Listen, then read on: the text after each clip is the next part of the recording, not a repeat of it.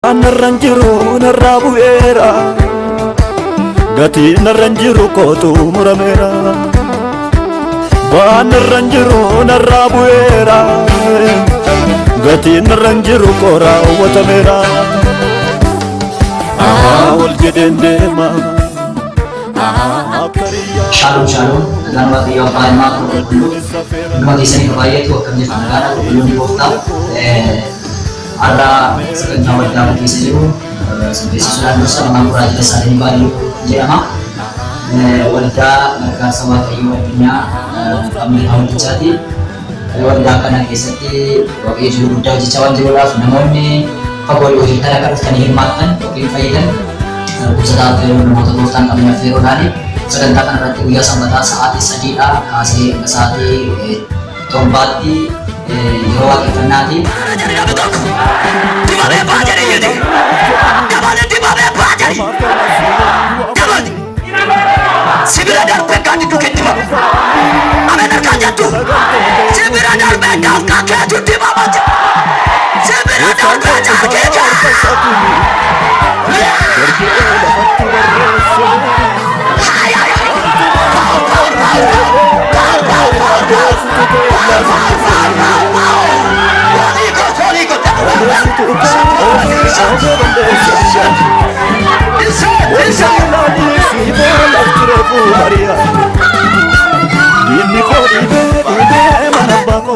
Sekali kasih yang satu putih berkuat yang cerita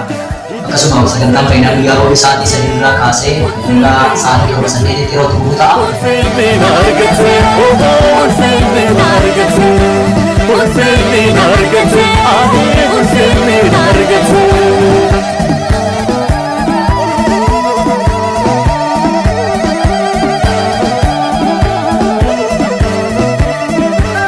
Ebu garana manne argu afani se garani lalu ol jadi demina jedera sinachi ban sirranjiro ega mane masodan ko sinachi bokun ganan chabu namuton ko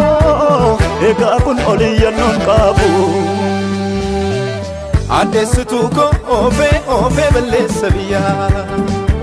Waljari lali sifo laftirefu baria Dini ko dibe manabako tinagate Salbina jannani dide ulfinni nargate Ulfinni nargate Ulfinni nargate Ulfinni nargate Ulfinni nargate Tadi kebetulan jalan waktu yang isinya napera, kereta sudah bekerja ni dalam tadi, sedangkan mendakinya pada benar wajib sudah berbagai wanita lagi, YouTube kita sedangkan itu untuk bukan manajer, jadi le ada waktu yang jadi manajer YouTube TV ada kurang jadi portfolio, remaja dalam desa kisah ala kerja tadi, TV kerati Robert Desalegn baru jadi search berarti gara YouTube bergerak itu juga, sedangkan seperti kita ordofa, faya namun saya katakan apa itu beberapa masa berbacuran warna isi gede ini dan desu detan iro toko Facebooki live kali sini aja dulu saya katakan isi jalan memati beberapa saya katakan sini jadi lanture di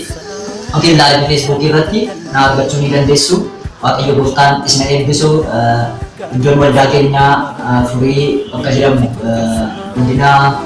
Magalada Sabata nan Mufuri di saat ini rakaman ini dengan kamu